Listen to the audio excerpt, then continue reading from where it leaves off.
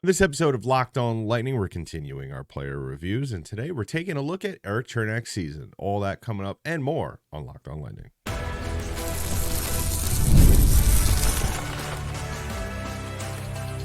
You're Locked On Lightning, your daily podcast on the Tampa Bay Lightning, part of the Locked On Podcast Network, your team every day.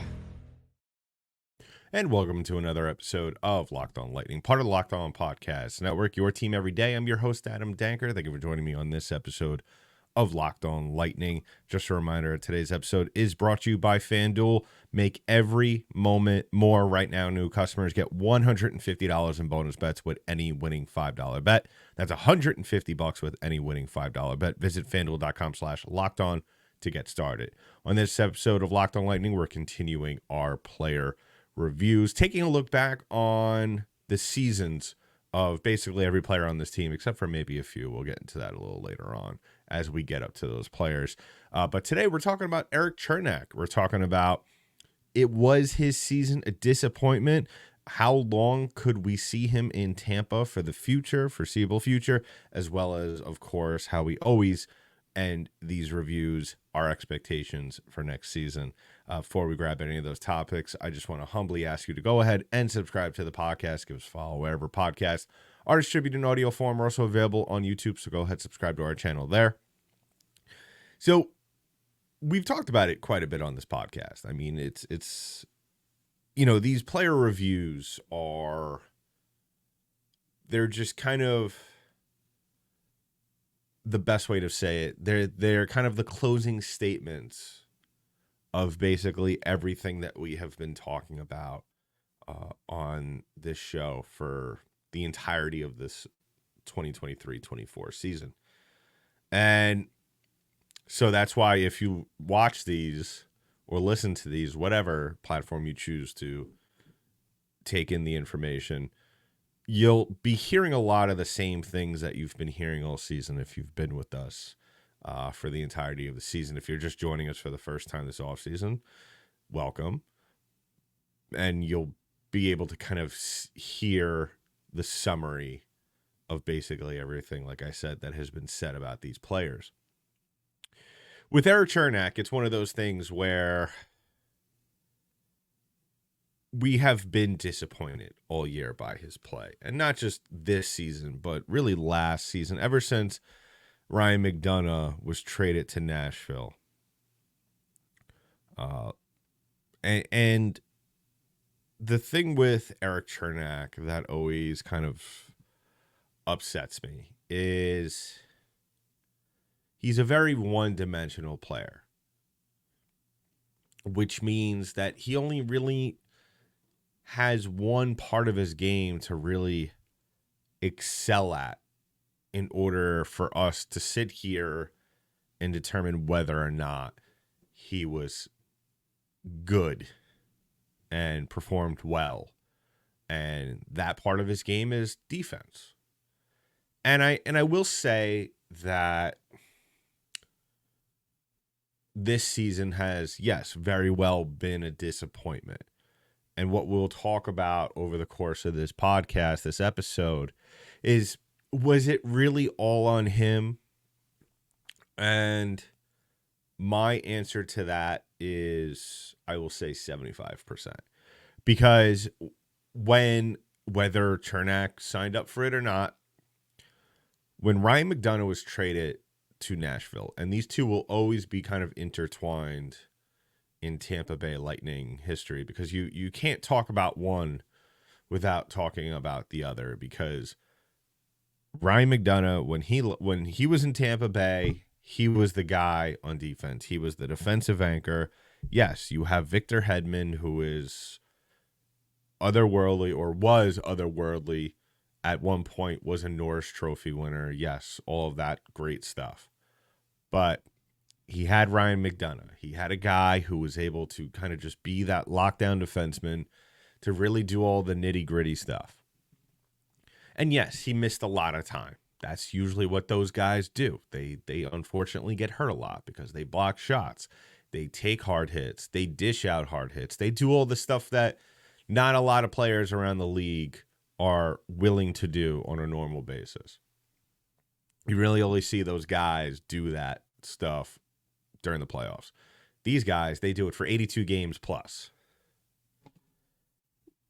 And so when Ryan McDonagh was traded to Nashville because of salary restrictions, and all that stuff, it was assumed by all that Erik Cernak, given his progress over the years, was kind of the best candidate, if not really the guy, to slide into that spot and into that role. And since then, it has really been somewhat of a disappointment. Now, should we blame ourselves for saying that he maybe wasn't ready? Should we say that maybe he was ill-equipped? And what I mean by that is that he did not have a good line partner. I don't know if you want to make that argument, because most of the time he has played with Victor Hedman last season. And then this season, he played alongside Mikhail Sergachev, who we spoke about on yesterday's episode. My thing is that those guys who are supposed to be in that role, who are in that role, who are supposed to play that way defensively, it doesn't really matter who's with them. They're supposed to be the guy that holds down that combo. And I think the issue for me, and this kind of goes into our second segment of the episode today, but what the issue is for me, as well as I think a lot of other Lightning fans, is that we have seen average to mediocre defense from Erik Cernak, especially this season. He has had his fair share of being hurt, and all of that for $5.2 million. And on top of that, now, starting this summer, his no trade clause kicks in. So really the Lightning, until June 15th, 2027, for the most part, unless he waives it, are pretty much stuck with him. They can't really do anything with him. But just hope that he comes back or turns into that player that we all thought he was going to be. But yes, a very disappointing season. Yes, he played 69 games. Yes, his points and goals, nothing to really write home about. But at the same time, the defensive performance, the way he just made his cuts, took angles on puck handlers, just it was not a good situation for him. It was just not a good season for him. I don't know if you want to contribute wear and tear to him. And I'm very conflicted about what should be done about him. I mean, we'll talk about that over the course of this episode. But like I said, the Lightning have not really left themselves with a whole lot of options, given the way his contract is structured, as well as, you really, where are you gonna stick him on the third line? We'll talk about that coming up in just a little bit. But yeah, I mean, if I had to grade his season, I'd give him a solid C. Just because, yeah, he didn't even play 70 games. So obviously there was some sort of factor of injury that played into that. But at the same time, when he was on the ice, I mean, his plus minus was actually pretty good, which is weird considering, I mean, it was on the positive side, which for a lot of Lightning players, as we'll go through all these player reviews, you're not going to see a whole ton of that. But at the end of the day, you're expecting a whole lot more out of him, even if it doesn't reflect in the box scores. So let me in the comments below. Like I said, a C, and I'm being gracious. I think if I really wanted to go overboard and overkill, I maybe would have given him a C minus, maybe a D. You let me know in the comments below on our YouTube channel. So coming up in just a little bit, we're going to talk about really, his production in terms of his performance, because obviously he's not going to put up any points or goals, versus, how much of a factor is that going to play during his time here in terms of how long will he stay in Tampa Bay. We talk about that in just a little bit. But first, we're going to talk about our first sponsor on today's show, and that is our friends over at Policygenius. Now, we all know life insurance is super important especially if, God forbid, something happens to you. You got a safety net for your family, and trying to find the right policy on your own can be time-consuming and overwhelming, but Policygenius is the country's leading online insurance marketplace, saves you time and money so you can provide your family with a financial safety net. Starting today with Policygenius, you can find insurance policies that start at just $292 per year for $1 million of coverage. Some options offer same-day approval and avoid unnecessary medical exams. Policygenius helps you compare your options from top companies and their team of licensed experts on hand to help you talk through it. Talk to a team of award-winning agents who will walk you through the process step by step. Easily compare quotes from America's top insurers in just a few clicks to find your lowest price. Check the insurance off your list of things to do in no time with Policygenius. Head to policygenius.com/LockedOnNHL or click the link in the description to get your free life insurance quotes. See how much you could save. That's policygenius.com/LockedOnNHL. So as always, I want to thank you all for making us your first listen of the day. If you haven't already done so, please go ahead and subscribe to the podcast on our YouTube channel. Go ahead and download our podcast wherever podcasts are distributed in audio form. If you want to give us a follow, reach out to us on our social media pages, LO_Lightning on Twitter, LockedOn_Lightning on Instagram. If you want to reach out to me, go ahead. I'm available on Twitter as well, at DankyDank, DENKYD8NK. So you have to wonder, with everything that's been going on with the Lightning the last couple of years, with just the change in everything, in terms of personnel, whether it be due to contract stuff or just guys just not cutting it in Tampa Bay. You kind of have to wonder, especially, this is a tough situation because with Cernak, you have to wonder whether or not he will play out the full duration of his contract. Because like I said, 2027, even though he does have a no trade clause in his contract, June 2027, he will submit a 16-team trade list in the event that the Lightning can know who, if they want to trade him, who will he approve the trade to. And it's one of those situations to where I can't imagine a scenario really that we're going to see this type of play we saw this past season continue to happen over the next couple of years leading up to the summer of 27. I'd be almost kind of shocked because I know we've seen it before from him. And, I do feel like as much as I have bashed this guy all year and have said we need to find different solutions, as long as you continue to build the roster and you continue to get the right pieces in around, you could live with having this guy on your team until 2031. And then by then, the salary cap, I would imagine, would kind of turn that 5.2 mil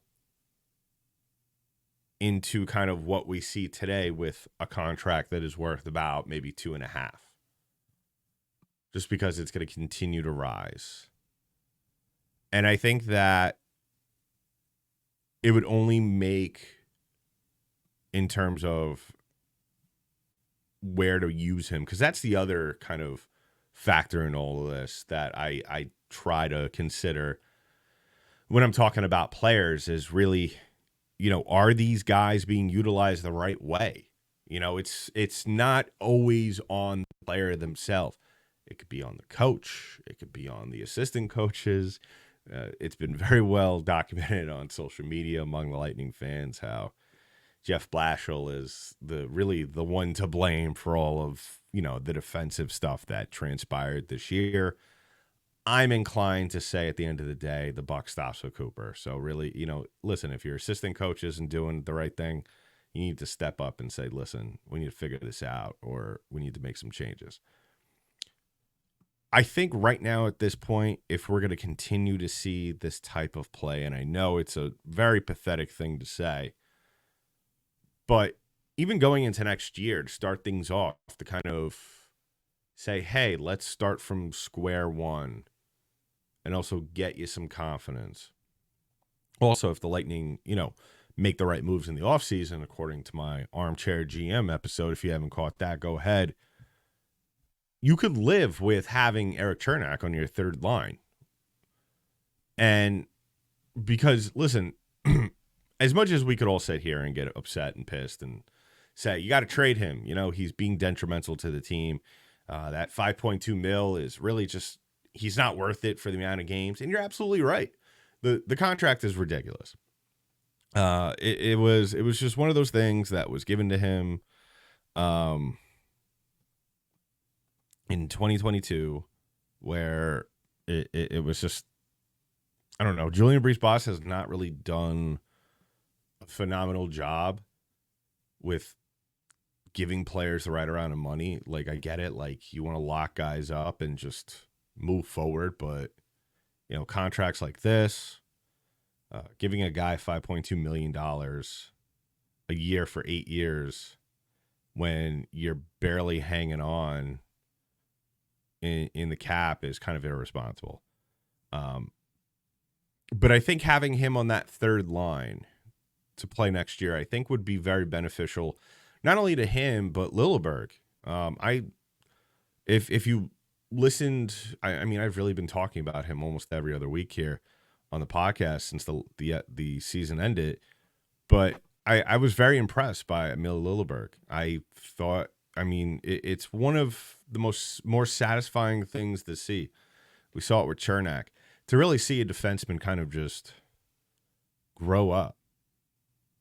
Hopefully we see that growth continue with Lilleberg. But I think having a guy like Cernak, given his NHL experience, would really help him a lot. And I think that would allow Cernak to kind of just figure it out. You're not dealing with Sergachev, who, in my mind, is a little bit more offensive than Cernak, where the defensive part kind of fell all on him.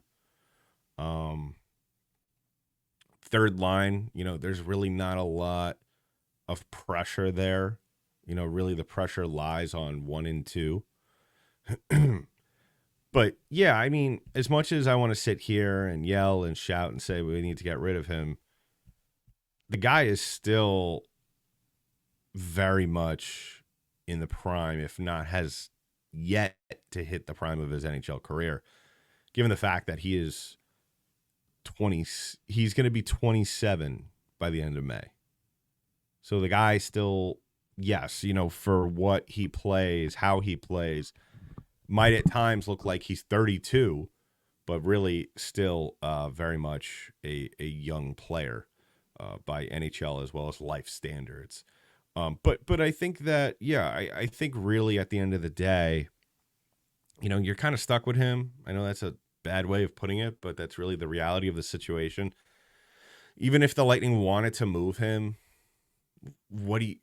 that's the other thing too as well. And then I spoke about that on an episode a couple of weeks ago, is like, even if the Lightning wanted to move him, what are you in reality going to get back? Like, from the way he played, and, this ain't the days where the Lightning could swindle an NHL team. That's not something that happens. I think every team around the league is very good at these days protecting assets. And I think that, you can't just drop him on a team and say, give us a third round pick. No, I think you're lucky if you're getting any type of draft pick, anything above a 7th, honestly. Because other teams are going to know, at the end of the day, this isn't, you're not trying to get rid of him because you you think he's a good player and he has value, you're getting rid of him because it's a salary dump. And I don't even think Utah, given their history of taking on salary, is even going to do a deal like that. So really, the Lightning here and Cernak have to make the best of a not so good situation. And I think by doing that, you put him on the third line, get him back to square one, you let him mentor Lilleberg, and who knows, that could potentially be one of the Lightning's best defensive lines going into the season. If you want to go back and see the moves that I made or propose the Lightning make in the offseason, go ahead and do that, because I think that more so, those first two lines are going to be out there to really kind of be more of the offensive side of things, allow a guy like Victor Hedman to concentrate more on the offensive side of things. The defense will come. But yeah, you have that third line combination, Cernak, Lilleberg. They just be your defensive stopper. Just go out there and wreak havoc. And you allow Cernak to kind of just go out there and not overcomplicate things. So let me know in the comments below. I mean, listen, it's a bad situation with the contract. I really wish that 5.2 was more of a 3.5. And even then, I'm sure some Lightning fans would not like that number either. But listen, it is what it is. So coming up in just a little bit, as we always do, we are going to wrap the conversation in our player review up by talking about our expectations for next season. But first, we're going to wrap things up with our last sponsor on today's show, and that is our friends over at FanDuel. It's winner take all time in the NBA and NHL, and FanDuel's giving you a shot to bring home a big win of your own. Right now, new customers get $150 in bonus bets with any winning $5 bet. That's $150 on spreads, money lines, player props, and more. Visit FanDuel.com/lockedon and make every playoff shot count. FanDuel, America's #1 sportsbook. So one last time, I want to thank you all for making us your first listen of the day. If you haven't already done so, please go ahead and subscribe to the podcast. Give us a follow wherever podcasts are distributed in audio form. We're also available on YouTube. Subscribe to our channel there. If you want to follow some more of my work outside of Locked On Lightning, you could find me over at Bolts by the Bay. I got a couple of articles dropping this week. One kind of just a long form look back on the Lightning season, even though they ended the season on bad terms. We're going to look at some of the high moments of this team over the course of the season, as well as really talking about more about a podcast episode that we did a couple of weeks ago, last week actually. It's basically, I talk more about my wish list for the Tampa Bay Lightning this offseason. So check those out on Bolts by the Bay. I will be posting the links to those articles on my Twitter page at DankyDank, DenkyDank. So keep an eye out for that. So expectations. Now, if you've been listening to the last couple of player review episodes, the expectations, I laid them out pretty far. Well, more so detailed with Mikhail Sergachev, with Nick Paul. And with Erik Cernak, like I said, because there's really not much the Lightning could do with him. Move him, that's really not in the cards. I mean, at that point, even if the Lightning could trade him this offseason, what are you realistically going to get back for him? Nothing. I mean, you might as well just buy out his contract. But I think that he has, as much as I've bashed him this year, as much as I've sort of bashed him on this episode, I will say that I still think that there's still some use to him. I still think that he can serve a purpose on this Lightning team. Like I said, he is still very much young. He can still bring that game back. It's just something that has eluded him since the exit of Ryan McDonagh. He maybe is just not meant to be that defensive guy to hold down the fort, especially when you don't have Victor Hedman playing like Victor Hedman, especially when you don't have Mikhail Sergachev even in the lineup. So, which is why, the Lightning, what they really need to do if they want to be successful overall, and also if they want to help out Erik Cernak, which I know they want to do, because the Lightning love Erik Cernak. This team, this franchise loves Erik Cernak. I love Erik Cernak when he plays well. And when he's even on the ice, I love having him on the team.